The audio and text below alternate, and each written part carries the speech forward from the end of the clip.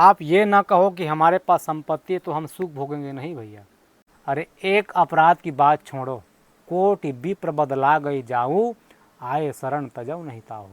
एक ब्रह्म हत्या की बात छोड़ो, करोड़ों करोड़ों ब्रह्म हत्या करने वाला भी जीव शरणागति हो जाते हैं ठाकुर जी के शरण में, तो भगवान कहते हैं उस जीवात्मा को मैं त्यागता नहीं हूँ कि सन्मुख होई जीव मोहि जबहि, जन्म कोटि अग ना सहिता भई। काहू ना को सुख दुख कर दाता, निज कृत कर्म भोग सब भ्राता। कोई किसी को सुख दुख देने वाला नहीं, स्वयं हम अपने कर्म का भोगता हैं। तो इस तरह का रास्ता है महाराज जी की कुटिया की तरफ जाने के लिए। रास्ते के दोनों तरफ से आप बीहड़ जंगलों के दृश्य देखेंगे।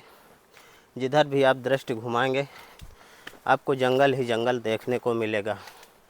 ये दोस्तों महाराज जी की कुटिया ऊपर हमें दिखाई दे रही है। महाराज जी शायद भजन साधना में बैठे हैं।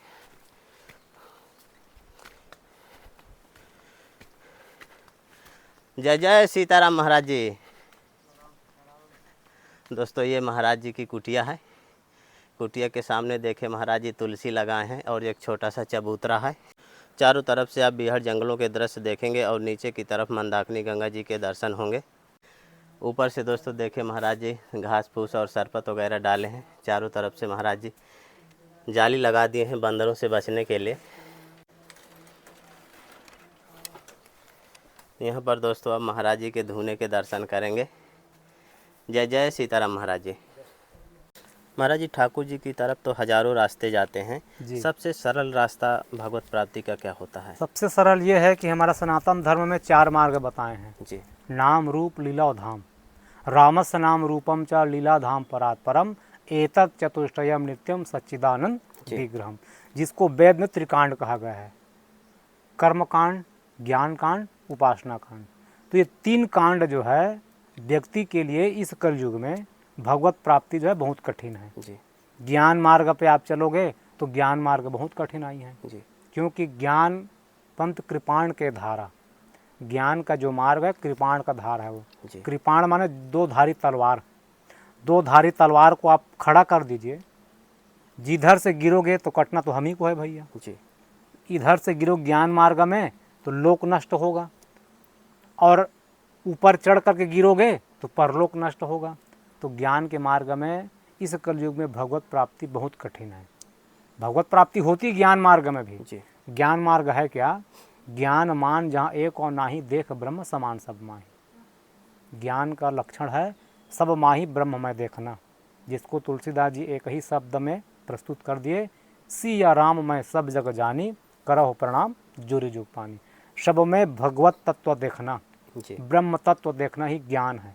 तो इस ज्ञान के मार्ग में हम माने इस कलयुग में भगवत प्राप्ति कर सकते, लेकिन नहीं कर सकते क्योंकि बहुत कठिन है वो मार्ग।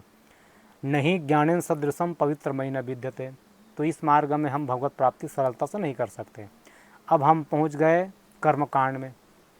कर्मकांड घाट पे अब जा रहे हो तो कर्मकांड माने अपने कर्म को ही परमात्मा मानना, कर्म को ही ईश्वर मानना। तो हम इस कर्म भूमि में आकर के कहीं ना कहीं हमसे अपराध बन जाता है या फिर कुकर्म कर जाते हैं, तो इससे भी भगवत प्राप्ति जो है बहुत कठिन है कर्मकांड में ना। क्योंकि करई जो करऊँ पाव फल सोई, निगम नीति अस कहा सब कोई। तुलसीदास जी कहते हैं तुलसी यह तन खेत है, मन कर्म वचन किसान, पाप पुण्य 2 बीज है, बोवे सो लवे निदान। कर्मकांड घाट पे हम जो बोएंगे उसी का फसल काटेंगे।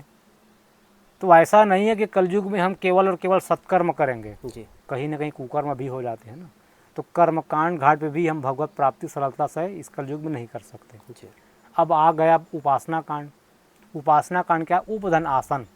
उप माने पास में, आसन माने बैठना, माने नित्य निरंतर अखंड रूप से 24 घंटा अष्टपहर निरखत रहो श्री हरिचरण की ओर। 8 पहर अपने इष्ट देव में लगे रहना, उनके ध्यान में, रूप में, लीला में, धाम में। तो ये उपासना कांड से आपको भक्ति मिलने वाली है। तो ये भी हम नहीं कर सकते कलयुग में क्योंकि ये भी सरल मार्ग नहीं है। चौथा मार्ग हमारे पूज्य गुरुजनों ने बताया शरणागति मार्ग। शरणागति मार्ग में क्या है? इसमें कोई नियम नहीं है। भगवान स्वयं कहते हैं कि सन्मुख होई जीव मोहि जबहि, जन्म कोटि अग ना सहिता भई। केवल जीवात्मा सन्मुख हो जाए कह दे कि प्रभु सक्रिय देव और प्रपन्नाय तवास्मिति च याचते अभयम सर्वभूतेभ्यो दद्यामे तम व्रतम मम। वाल्मीकि रामायण में कहते हैं एक बार जीवात्मा कह दे कि प्रभु मैं आपका हूँ, प्रपन्न हूँ, तो भगवान उस जीवात्मा को अभय प्रदान करा देते हैं। सक्रिय देव और प्रपन्नाय तवास्मिति च याचते अभयम सर्वभूतेभ्यो दद्यामे तम व्रतम मम। सबसे सरल मार्ग है शरणागति। शरणागति माने सब कुछ भगवान में न्यौछावर कर देना। जननी जनक बंधु सुत दारा तन धन भुवन सुहृद परिवारा सबके ममता ताग बटोरी मम पद मन ही बांध बरडोरी तो करम सदा तिनके रखवारी जिनी बालक राखे महतारी। जैसे हम लोग जैसे गृहस्थ आश्रम में हैं तो माँ बाप जिस बालक को मैया जो है 9 महीने तक गर्भ में रखती है, 9 महीने तक वो गर्भ में रखती है बालक को, बालक जन्म लेता है तो इतने कठिन से लालन पालन मैया करती है, रात भर जगना, माता के ऊपर में लघु शंका भी कर देता है, दीर्घ शंका भी कर देता है, शरीर में सब चीज़ कर देता है, लेकिन मैया कभी डांटती नहीं है। क्यों? अपना बालक है वो। लेकिन वही बालक जब बड़ा हो जाता है, कोई अपराध कर जाता है तो माँ बाप क्या कहते हैं, भैया तू घर से निकल जा। क्यों? तू इतना अपराध कर रहा है, पाप कर रहा है, तो हमारे कुल में अब बदनामी हो जाएगी। तो कुल के बदनामी से, अपने परिवार के बदनामी से माँ बाप उस बालक को निकाल देते हैं। लेकिन हमारे राम जी कैसे हैं? अरे एक अपराध की बात छोड़ो, कोटि विप्र बदला गई जाऊँ, आए शरण तजऊ नहीं ताऊ। एक ब्रह्म हत्या की बात छोड़ो, करोड़ों करोड़ों ब्रह्म हत्या करने वाला भी जीव शरणागति हो जाते हैं ठाकुर के शरण में, तो भगवान कहते हैं उस जीवात्मा को मैं त्यागता नहीं हूँ, उसको स्वीकार कर लेता हूँ। जो सभी तो आवा शरणाई, राखे हूँ ताहि प्राण की नाई। प्रमाण है श्री विभीषण जी महाराज। तो सबसे सरल मार्ग है शरणागति, माने मनसा वाचा कर्मणा से हम भगवान से जुड़ जाएं कि प्रभु मैं आपका हूँ और आप मेरे हैं। नित्य करुण कुंदन पुकार करते रहो, हे नाथ, हे मेरे नाथ, मैं आपको कभी नहीं भूलूं, मैं आपके शरणागति हूँ। सबसे बड़ी सेवा महाराज जी कौन होती है? सबसे बड़ी सेवा होती है, तीनों सेवा तो बराबर है जी, लेकिन जहाँ तक हो सके शारीरिक सेवा जो है, मन लगा करके शरीर से सेवा करना सर्वोत्तम सेवा है। जी, जैसे कलयुग में तो मानसिक सेवा की विशेष महिमा है, मानसिक पूजा, मानसिक पूजा, मानसिक सेवा और मानसिक पूजा। जैसे हमारे ठाकुर जी विराजे हैं, अब हम कोई कारणवश हम अयोध्यापुरी नहीं पहुंच पाए, वृंदावन नहीं पहुंच पाए, तो बैठ जाइए और ठाकुर जी का ध्यान करिए। और जैसे ठाकुर जी वहाँ विराजते हैं कनक भवन में, या राम जी लला सरकार विराजे हैं, बैठ करके आप मानसिक पूजा करिए, मानसिक सेवा करिए, तो सर्वोत्तम सेवा है। सर्वोत्तम सेवा मानसिक सेवा। मानसिक सेवा के बाद है शारीरिक सेवा। यदि हम संतों के सामने पास में नहीं बैठ सकते, नहीं जा सकते, अपने घर में ही ना रह रहे हैं, तो आप बैठ करके महापुरुषों का ध्यान चिंतन करिए, ठाकुर जी का ध्यान चिंतन करिए और खूब सेवा करिए, है ना। तो ये प्रथम सर्वश्रेष्ठ सेवा है मानसिक सेवा। कलयुग में लिखा गया है, कली कर एक पुनीत प्रतापा, मानस पुण्य हो नहीं पापा। आप घर परिवार में ही रह करके, आपके पास समय नहीं है, आप घर में ही रहिए और प्रातः काल उठ करके चिंतन करिए, मानसिक जाप करिए, मानसिक पूजा करिए, मानसिक सेवा करिए, तो सर्वोत्तम सेवा ये कहा गया है। उसके बाद है तन की सेवा, तन से सेवा करिए। उसके बाद है फिर तीसरा है धन की सेवा। तो सर्वोत्तम सेवा है मानसिक सेवा। जी महाराज जी, तुलसी बाबा उसमें लिखे हैं रामचरितमानस में जी कि जन्म जन्म मुनि जतन कराही, अंत राम कही आवत नहीं। तो ऐसा क्या होता है कि जन्मों जन्म के, हाँ, 2 जन्म के बारे में बताया है इसमें। हाँ, जन्म जन्म मुनि जतन कराही, इसका शाब्दिक अर्थ यह है, हमारे गुरु परंपरा में गुरुजन कहते हैं कि जन्म जन्म माने एक जन्म आप ठाकुरी की सेवा करोगे, दूसरे जन्म भी सेवा करोगे, फिर तीसरे जन्म में आपको भगवत प्राप्ति होगी। ये पहला, इसका पहला माने अर्थ है। दूसरा अर्थ ये है कि जन्म जन्म मुनि जतन कराही और अंत राम कई आवत नाही। एक जन्म आप संत बन गए, जैसे ठाकुरी की सेवा के लिए हम इस रूप में आए हैं, इस वेश को धारण किए हैं। अभी संत तो है नहीं, साधक हैं, साधना में जुड़े हुए हैं। इस जन्म पर्यंत तक हम भजन करेंगे, फिर आने वाले जीवन में जन्म में फिर हम भगवान की सेवा करेंगे। तो 2 जन्म तक हम जब भगवान का नाम जप करेंगे, सेवा करेंगे, तो तीसरे जन्म में अंत राम कही फिर आवत नाही। अंतिम में राम नाम जप करेंगे, फिर आना जाना सिर्फ बंद हो जाएगा। जी ये दूसरा लक्षण है, दूसरा माने अर्थ है। तीसरा अर्थ है, अब इसमें प्रश्न है कि महाराज हम 3-3 जन्म तक भगवान का भजन करेंगे तब हमको राम जी का नाम मुख से अंतिम में निकलेगा। तो हमारे ठाकुर जी कहते हैं भैया जो शरणागति भक्त हैं, जैसे हम लोग बचपन से निकले हैं, तो अब कई लोग कहेंगे अरे भाई जब हम लोग जीवन पर्यंत क्यों भगवान का नाम जप करें, जब अंतिम राम नाम निकलने तो क्यों जप करें। तो इसका ऐसा अर्थ नहीं, इसका ऐसा अर्थ है, हमारे ठाकुर जी कहते हैं जो शरणागति भक्त हैं, जो बचपन से त्याग दिए हैं सब चीज़ संसार को और ठाकुर जी में जुड़ करके उनके नाम रूप लीला धाम का चिंतन करते हैं, जुड़े हुए हैं, ऐसे भक्तों के लिए क्या है, अहम स्मरामि मद भक्ताम ददामि तम परमाम गतिम। ऐसे शरणागति भक्तों को मैं याद करता हूँ, अहम स्मरामि मद भक्ताम ददामि तम परमाम गतिम। उस भक्त को मैं याद करता हूँ, आप याद करो या ना करो, मैं आपको याद कर लूँगा, ददामि तम परमाम गतिम। ऐसे भक्तों को मैं याद करता हूँ और उसको परम धाम मैं प्राप्ति कराता हूँ। जैसे दृष्टांत के लिए एक बाबा जो है जा रहे थे बद्रिका आश्रम दर्शन करने, बद्रीनाथ, अंधे थे बेचारे, उधर से उतर रहे थे 2 जवान लोग, पूछे बाबा कहाँ जा रहे हो, कहे भैया मैं भी जा रहा हूँ दर्शन करने। कहे बाबा तुम तो अंधे हो, दर्शन क्या करोगे। तो वो बाबा जवाब दिए दोनों बच्चों को, कहे भैया अंधा तो मैं हूँ ना, लेकिन जिनका मैं दर्शन करने जा रहा हूँ उनके तो 1000 नेत्र हैं ना, वो देख लेंगे मुझको तब भी कल्याण है। या मैं भगवान का दर्शन करूं या मैं भगवान को देखूं तब भी कल्याण है, या भगवान मुझको देखेंगे तब भी कल्याण है। तो कहने का अर्थ है जो शरणागति भक्त होते हैं भगवान उनको याद कर लेते हैं। अहम स्मरामि मद भक्ताम ददामि तम परमाम गतिम। इसलिए चिंता करने की बात नहीं है, भगवान का भजन करिए, भगवान आपको स्वयं याद कर लेंगे। ये आत्मा जब शरीर छोड़ के जाती है तो फिर साथ में क्या जाता है। साथ में जाता है 4 चीज़ जिसको तुलसीदास जी महाराज कहते हैं कि फिरत सदा माया कर प्रेरा काल कर्म स्वभाव गुण घेरा। 4 चीज़ साथ में आता है, 4 चीज़ साथ में जाता है। पहला काल, काल माने समय चक्र, हम कम जन्म लेंगे और जन्म लेने के बाद कब हम मरेंगे। तो ये काल चक्र समय चक्र जो है बंधा हुआ है, ये साथ में आएगा और साथ में जाएगा। हम कब जन्म लेंगे और कब यहाँ से जाएंगे। तो ये कन्फर्म टिकट है, इस टिकट को आप न तो डिलीट कर सकते हो न कैंसिल करवा सकते हो। जो वहाँ टिकट बना दिए हैं वो टिकट जो है सब दिन के लिए वो सर्वमान्य है वो और सत्य है वो। काल पहला, कर्म जो हम कर्म करेंगे वही साथ में आएगा और जाएगा। करई जो कर्म पाव फल सोई निगम नीति अस कहा सब कोई। कर्म साथ में जाएगा।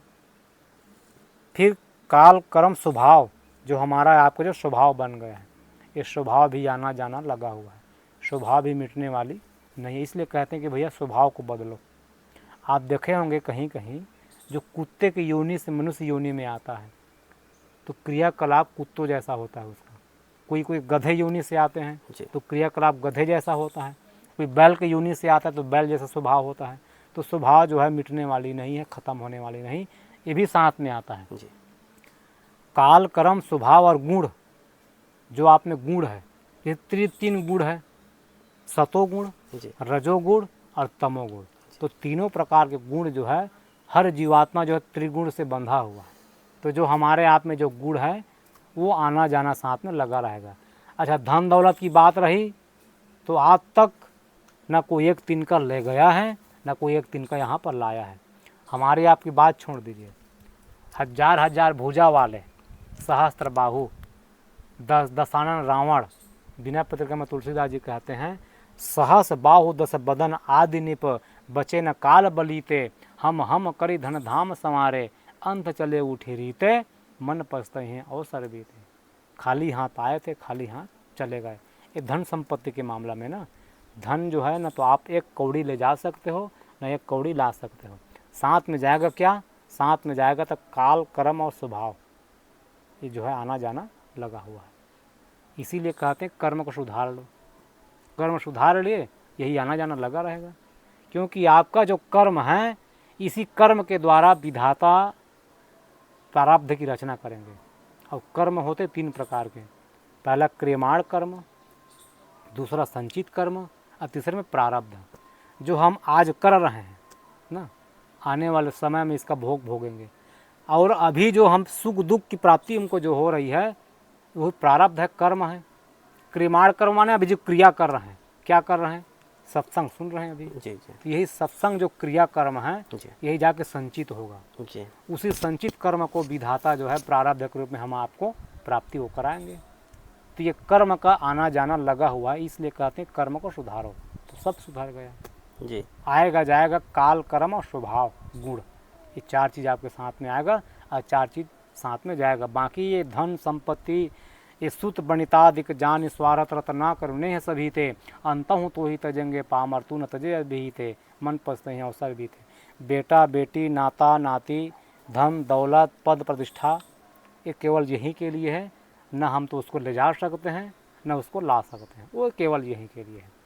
साथ में जाएगा काल कर्म स्वभाव गुण, बस चार चीज़। जो चेतन का जड़ करही जड़ ही करही चैतन, अस समर्थ रघुनायक भजई जीवते धन। परमात्मा जो है जड़ को चैतन्य बनाने वाले हैं और चैतन्य को जड़ बनाने वाले हैं। आपके प्रारब्ध में लिखा हुआ है सुख भोग, सुख भोगने का, तो आप निर्धन होकर के भी सुख भोगोगे। जी और यदि आपके प्रारब्ध में दुख लिखा हुआ है तो आप रईस होकर के भी, करोड़पति होकर के भी दुख को भोगोगे, क्योंकि प्रारब्ध में लिखा हुआ है। उस प्रारब्ध को कोई मिटने वाला नहीं है। आप ये ना कहो कि हमारे पास संपत्ति है तो हम सुख भोगेंगे, नहीं भैया। यहाँ तक हमारे गुरुजन कह दिए हैं, कोई तन दुखी, कोई मन दुखी, कोई धन में रहत उदास, थोड़े थोड़े सब दुखी, सुखी राम के दास। निर्धन व्यक्ति सोचता है कि भैया ये धनवान है, सुख में जीवन जीता होगा। कहे नहीं, कहे निर्धन कहे धनवान सुखी, धनवान कहे सुख राजा को भारी, राजा कहे चक्रवर्ती सुखी, चक्रवर्ती कहे सुख इंद्र को भारी, इंद्र कहे ब्रह्मा जी सुखी, ब्रह्मा जी कहे सुख विष्णु को भारी। विष्णु जी के पास जा कर के पूछा गया कि प्रभु आप तो शांताकारम हैं, शांति से जीवन जीते होंगे। तो विष्णु जी बोले कि नहीं भैया, हम तो गार्जियन है ना, घर के जो गार्जियन होता है उसके जीवन में ज़्यादा जिम्मेदारी होती है। हम पालन करता हैं, त्रिलोक के पालन करने वाले हैं, गार्जियन हैं, तो हमारे जीवन में शांति नहीं है। तो शांति किसके पास है? विष्णु कहे सब संत सुखी, विष्णु भगवान बोले कि सब संत सुखी, संत लोग ही सुखी से हैं। संतों के पास आकर के पूछे भैया आपके जीवन में शांति कैसे है? तो संत कहे संतोष बिनु, संतोष बिनु जगजीव दुखारी। संतों के पास में संतोष रूपी धन होता है। जथा लाभ संतोषा, आठम जथा लाभ संतोषा, जो कुछ मिल जाए उसको प्रारब्ध समझ करके हम लोग संतोष जीवन जीते हैं। इसलिए संतों के जीवन में ही सुख है, बाकी के जीवन में कोई सुख नहीं है, केवल भ्रम मात्रा है। वो बाहर से देखते हैं कि सुखी जीवन जी रहा है कि नहीं भैया, उसके जीवन में या तो तन की दुखी है, या मन से दुख है, या फिर धन से दुखी है। तो कहीं ना कहीं दुखी हर व्यक्ति है, निर्धन भी दुखी है और एक धनवान भी दुखी है। तो सुखी कौन है? भगवान का भजन करने वाला। जब तक आप भगवान का भजन नहीं करेंगे, बारी मथे घृत होई बरु, सिकताते बरु तेल, बिनु हरि भजन न भव तरिये, यह सिद्धांत अपेल। जी जब तक भगवान का भजन नहीं करोगे तब तक शांति मिलने वाली नहीं है। महाराज जी, जैसे भगवान का जाप करना है तो साधु संत ज़्यादातर माला जाप तुलसी जी की माला से जाप करते हैं। तो तुलसी जी की माला जाप से और बिना माला जाप के में क्या अंतर होता है? अंतर देखिए, ये तुलसी जी हैं कौन? इसका नाम है तुलसी जी ना। तू माने कौन? तू माने राम। तो राम जी को तू क्यों शब्द क्यों बोला गया है? जैसे जीवात्मा के तीन अवस्था है, जागृत, स्वप्न, सुसुप्ति। अभी हम लोग जागृत अवस्था में हैं। जब रात में सोते हैं माने स्वप्न में, सुसुप्ति में होते हैं ना। सुसुप्ति अवस्था क्या है? जैसे कोई बालक है, दिन भर खेलता है, वो रात में सोता है गहरी नींद में, तो जो दिन भर जो क्रिया किया रहता है वही चिल्लाता है वो, तो वो सुसुप्ति अवस्था है। तो हम जीवात्मा लोग तीन अवस्था में जीते हैं, जागृत, स्वप्न और सुसुप्ति में। लेकिन चौथे अवस्था वाले कौन है? राम जी। जब अत्रि जी के पास में राम जी पहुँचते हैं तो अत्रि जी कहते हैं स्तुति में, जगत गुरुम च शाश्वतम तुरीयमेव केवलम। हे राम जी, आप जगत के गुरु हैं और तुरीय अवस्था वाले हैं। जो तुरीय अवस्था वाले हैं वो है तू माने राम, ल माने लक्ष्मण 80 माने सीता। तो ये तुलसी कौन है? सीता राम जी का ये स्वरूप है। ये जी इसी में राम जी हैं, इसी में जानकी जी हैं, इसी में लखन लाल जी हैं। जी तो जब हम तुलसी को स्पर्श करके ठाकुर जी के नाम रूप लीला धाम का चिंतन करते हैं तो ये तुलसी जी हैं क्या? भगवान स्वयं कहते हैं 56 भोग 36 व्यंजन बिनु हरि तुलसी न एक न माने। आप 56 प्रकार के भोग लगा दो, जब तक तुलसी दल नहीं छोड़ोगे उसमें तब तक भगवान ग्रहण नहीं करते। ऐसे ही जब तक शरीर में तुलसी धारण नहीं करोगे भगवान आपको धारण नहीं करेंगे। अब तुलसी अगर आप धारण कर लिए, कंठी जी या स्पर्श कर लिए तो भगवान आपको ग्रहण कर लेंगे, जी। आप पवित्र हो गए। तो इसीलिए तुलसी जी को स्पर्श करके जाप जब हम करते हैं तो उसकी विशेष महिमा है। वैसे तो राम नाम की विशेष महिमा हर प्रकार से है। जी तुलसी अपने राम को रीझ भजो या खींच, उल्टो सीधो उगी हैं जो खेत परे को बीज। किसान जब जाता है बीज छींचने के लिए नहीं देखता कि उल्टा के सीधा है, बस छींच के आ जाता है। लेकिन समय आने पर जब वर्षा होती है, धूप पड़ती है, गर्मी पड़ती है उसमें, तो उसमें से उल्टा सीधा बीज में से पौधा निकल जाता है। जी ऐसे भगवान के नाम को जैसे भी लिए रहिए, हाँ चाहे ऐसे जपे रहिए चाहे तुलसी माला पकड़ के जपे रहिए, लेकिन वो तो एकदम कल्याणकारी होता है। लेकिन जब हम माला से जपते हैं तुलसी जी से तो इससे जपा जाता है कृष्ण नाम, राम नाम और विष्णु नाम। जी शंकर जी का नाम आप नहीं जप सकते, शंकर जी का नाम और शंकर जी के मंत्र रुद्राक्ष से जपा जाएगा। अच्छा तो ये जो वैष्णव हैं, जो विष्णु जी के भक्त हैं, राम जी के भक्त हैं, कृष्ण जी के भक्त हैं, वो तीनों भक्त लोग तुलसी जी से ही नाम जप करेंगे, कृष्ण मंत्र का, विष्णु मंत्र का और राम मंत्र का। और रुद्राक्ष से देवी मंत्र और शिव मंत्र जपा जाता है। इससे राम मंत्र है, विष्णु मंत्र है और कृष्ण मंत्र है। जी इसमें विशेष फल की प्राप्ति होती है तुलसी जी के माला स्पर्श करके नाम जप करने से। इसमें गिनती वाली बात नहीं है, भगवान को हम गिनती में बांधना नहीं चाहते हैं। जितना हो सके अहर्निश सीताराम सीताराम सीताराम राधे श्याम राधे जप जप करते रहिए, क्योंकि कलयुग में जप की ही महिमा है। यत फलम नास्ति तपसा न योगेन समाधिना तत्फलम सम्यक कलौ केशव केवल कीर्तनात्। यहाँ कलयुग में न जप है, न तप है, न कुछ नहीं है, यहाँ केवल नाम जप है ना, केवल नाम जप। नाम। जिस जप के बारे में हमारे गुरुजन कहते हैं, जाकार जन्म विच्छेदा, पकार पाप नाशका। ज माने जन्म, अपा माने पाप। तो जन्म और मरण के बीच में जो हम आपसे पाप बन जाता है मनसा वाचा कर्मणा से, तो तीनों प्रकार के पाप को जो जला के भस्म कर दे उसी का नाम है जप। तो जप करने से तीनों प्रकार की पाप जो है भस्म हो जाती है। जकार जन्म विच्छेदा, पकार पाप नाशका, तस्माद इति प्रोक्तः जन्म पाप विनाशका। प्रत्येक जीवात्मा को तुलसी जी धारण करके, कंठी धारण करके नाम जपना चाहिए। और लेकिन और शर्त है, तुलसी जी धारण हम कर लिए और दूषित अन्न ग्रहण कर रहे हैं तो उससे और अपराध होगा। जी भाई हम भगवान के भक्त हैं तो कम से कम दूषित अन्न का त्याग हम तो करेंगे ना। जी मांस मदिरा है, दूषित जो अन्न है, ये बाहरी जो वस्तु हम लोग खाते हैं होटल में खाना, ये सब दूषित अन्न है, जी इसका तो भाई त्याग तो करना पड़ेगा। जी तुलसी माला धारण करने के बाद दूषित अन्न का त्याग, शुद्ध रसोई बना करके ठाकुर जी भोग लगाना और भोग लगा करके पाना, तब तो भाई हम धारण किए तो उसका महत्व होगा ना। अब धारण कर ही लिए और जैसा पाए तैसे खा पी रहे हैं तो दूषित अन्न खाने से और अपराध होगा। जी तो यही ध्यान हमको रखना है, तुलसी धारण किए हैं तो कम से कम दूषित अन्न का त्याग हमको करना पड़ेगा। चाहिए। जैसे महाराज जी नए साधक हैं, ठाकुर जी की भजन साधना करना चाहते हैं, जी तो क्या गुरु करना अनिवार्य रहता है कि? बिल्कुल बिल्कुल बिल्कुल गुरु अनिवार्य है। क्यों? क्योंकि गुरु बिनु भव निधि तरई न कोई, जो बिरंच शंकर सम होई। जैसे रात्रि है, रात्रि में आप टार्च पकड़ के चलिए, टार्च भले छोटा है लेकिन आप जब आगे बढ़ते जाएंगे एक एक कदम तो आगे आपको रास्ता दिखाई पड़ता रहेगा। जी तो गुरु जो है जैसे भी हो, तो गुरु जी कौन हो गए? टार्च रूप में। अगर गुरु जी के सानिध्यता में आप जप कर रहे हो, भगवान का भजन कर रहे हो, तो आगे आपका रास्ता साफ होता जाएगा। जी तो गुरु हैं कौन? गुकार अंधकार रूहकार उच्चते। अंधकार से जो प्रकाश की ओर अग्रसर करा दे वो है गुरु। गुरु हर क्षेत्र में चाहिए, जैसे बालक जब जन्म लेता है तो मैया जो है गुरु है, मैया सिखाती पढ़ाती है, मैया बताती है कि तुम्हारे पिताजी, तुम्हारे चाचा जी, तुम्हारे काका जी, तुम्हारे दादाजी, तुम्हारे दादी जी। पहले प्रथम है गुरु माँ। उसके बाद अब फिर हम चले गए प्राथमिक विद्यालय में, स्कूल में चले जाते हैं, वहाँ भी शिक्षा गुरु मिलते हैं, शिक्षा देते हैं, वो संसारिक शिक्षा देते हैं। उसके बाद आ गए दीक्षा गुरु जी।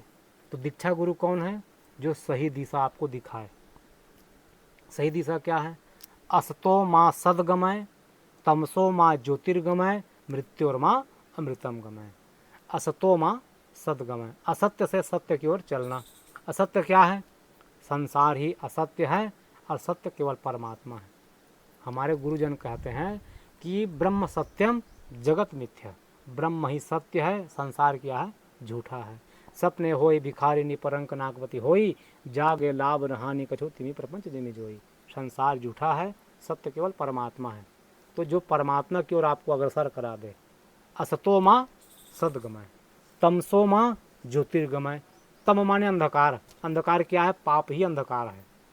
जो पाप से, अंधकार से जो आपको प्रकाश में ले जाए। प्रकाश क्या है? सत्कर्म ही प्रकाश है। जैसे हम लोग जब ठाकुर जी सेवा में जाते हैं तो दीपक जलाते हैं, तो दीपक का अर्थ क्या है? प्रकाशमय, जिसको हम लोग प्रणाम करते हैं। दीप ज्योति पर ब्रह्म दीप ज्योति जनार्दना, दीपो हरतु में पापम दीप ज्योति नमस्तुते। शुभम करतु कल्याणम आरोग्यम सुख संप्रदा, द्वेष बुद्धि विनाशाय आत्मज्योति नमस्तुते। वो आत्मज्योति तत्व है प्रकाशमय। तो जो अंधकार माने पाप से आपको आत्मज्योति की ओर अग्रसर करा दे, वो है असतो माँ सदगमय, तमसो माँ ज्योतिर्गमय, अमृत्योर्मा अमृतम गमय। मृत्यु से अमृत की ओर ले जाना। पंचभौतिक शरीर है, नाशवान है, मृत्यु तो होना तय है, क्योंकि ये कर्म भूमि है, मृत्यु भूमि है, मृत्यु लोक है। यहाँ तो जो आया है सो जाएगा। राजा रंग फकीर, एक चढ़े रथ पाल की, एक बंधे जंजीर। आया है तो जाएंगे भाई। तो ये इसका अर्थ क्या है? मृत्यु से अमृत की ओर जाना, अर्थात मरना तो तय है, लेकिन जीवात्मा को दो जगह पर भय होता है। एक जन्म लेने में, दूसरे मरने में। दर्द होती है, पीड़ा होती है, तकलीफ होती है। तो जो जन्मत मरत दूसरा दुख होई, जन्म और मरण में जो दूसरा पीड़ा होती है, जब आप भगवान की भजन करेंगे तब आप जन्म और मरण की मृत्यु से माने पीड़ा से बच जाएंगे। कैसे बचेंगे? जैसे इस संसार क्या जेल है, अब जेल में दो लोगों का आना जाना है। हाँ। जेल में जाता है, जेलर भी जाता है, कैदी भी जाता है, जी। लेकिन दोनों के आने जाने में अंतर है। कैदी क्यों जाता है? कैदी जाता है शासन की आज्ञा से। शासन आज्ञा देते हैं, कोर्ट जो है, कि भैया तुम अमुक पाप किए हो तो अमुक तारीख से लेकर अमुक तारीख तक वहाँ दंड भोगोगे। जी। तो कैदी जाता है शासन की आज्ञा दंड भोगने के लिए ना, और शासन की आज्ञा पा करके वो बाहर निकलता है जेल से। जी। तो जेलर में अंतर क्या है? जेलर भी जाता है जेल के अंदर में, तो इसमें अंतर क्या है? जेलर जाता है स्वतः अपने मन से, जब मर्जी पड़े तब जाता है जेल के अंदर में, और जब मर्जी पड़े तब वो बाहर निकल आता है। जी। ऐसे ही आवागमन जो है सबका है। जो पाप कर्म करते हैं, जैसे हम लोग साधारण जीव हैं, हम लोग पाप कर्म में लिप्त हैं, तब तो भाई मृत्यु लोक में आए हैं ना। तो हम लोग शासन की आज्ञा से आए हैं, और शासन की आज्ञा को पा करके दंड भोग रहे हैं, और दंड भोगने के बाद फिर चले जाएंगे शासन की आज्ञा से। लेकिन जो महापुरुष आते हैं ना, वो भी जन्म लेते हैं, जी। वो भी मरते हैं, लेकिन वो स्वतः आते हैं और स्वतः यहाँ से चले जाते हैं। न उनको जन्म लेने पर कोई पीड़ा होती है, न मरने के बाद उनको पीड़ा होती है। तो ऐसे आप निर्भीक हो गए। तो यही है माने जन्म से मृत्यु की ओर, अमृत की ओर प्रस्थान होना, अग्रसर होना। अस्तो माँ सदगमय, तमसो माँ ज्योतिर्गमय, मृत्योर्मा अमृतम गमय। अमृत की ओर हमको जाना है, माने निर्भयता की ओर।